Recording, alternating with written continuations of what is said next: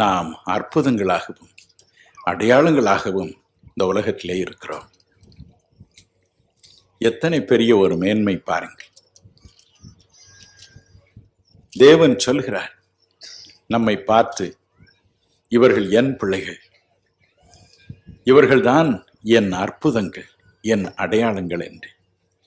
உலக மக்கள் நம்மை பார்க்கிறார்கள், ஐயோ இவருடைய வாழ்க்கை ஒரு அற்புதம், அவர்களே அற்புதங்கள் தான், அடையாளங்கள் தான் என்கிறார்கள். கிறிஸ்துவனிடமிருந்து அற்புதங்களை பெறுவது ஒன்று, நாமே அற்புதங்களாய் வாழ்வது வேறொன்று. என் அன்புக்குரியவர்களே, நீங்கள் இன்று கிறிஸ்துவின் பார்வையில் அற்புதங்களாயிருக்கிறீர்கள். உலக மக்கள் பார்வையில் அற்புதங்களாயிருக்கிறீர்கள். அதை நினைத்து சந்தோஷப்படுங்கள். மற்றொரு விதமான மக்களை குறித்தும் வேதம் அற்புதங்களாய் அடையாளங்களாய் இருக்கிறார்கள் என்று கூறுகிறது. உபாகமம் 28:46 இதை வாசிக்க கேட்போமா?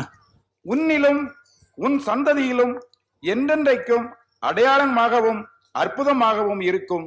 தேவன் உபாகமம் 28ஆம் அதிகாரம் முழுவதிலும் தம்முடைய கட்டளைகளுக்கு கீழ்ப்படுகிறவர்களுக்கு என்னென்ன ஆசீர்வாதங்கள் உண்டு என்று முதல் 14 வசனங்களில் கூறுகிறார். ஆனால் அதன் பிறகு வருகிற 54 வசனங்களிலும் கட்டளைகளை அவமதிக்கிறவர்கள் பெரும் சாபங்களை குறித்து விளக்கி கூறியிருக்கிறார். அதில் ஒரு சாபத்தை இங்கு எழுதுகிறார். மற்றவர்களை பார்த்து, ஐயோ தேவனால் சபிக்கப்பட்டவன் இவன், தேவனால் சபிக்கப்பட்டவள் இவள் என்று நம்மை பார்த்து ஆச்சரியப்படுவார்களாம். சபிக்கப்பட்டவர்களும் கூட அற்புதங்களாய் அடையாளங்களாய் மக்கள் மத்தியிலே வசை சொல்லாய் இருப்பார்கள் என்று அங்கு எச்சரிக்கிறார்.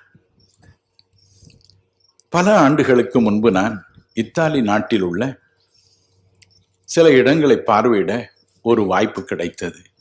அதில் பாம்பே என்ற ஒரு பழைய நகரம் என் கண்களில் பட்டது. இந்த நகரம் ஒரு காலத்தில் பெயரும் புகழும் பெற்று விளங்கிய ஒரு நகரம். ஆனால் இப்பொழுது அது இடிந்து கிடக்கிறது. உலகம் முழுவதிலும் இருந்து மக்கள் அந்த இடத்தை பார்க்க வருகிறார்கள். அந்த இடத்துல இன்னும் இடியாத வீடுகள் உண்டு, பிரபுக்களுடைய வீடுகள் உண்டு. அவர்கள் எத்தனை ஆபாசமாய் வாழ்ந்தார்கள் என்பதை அந்த சுவர்களில் எழுதப்பட்டிருக்கிற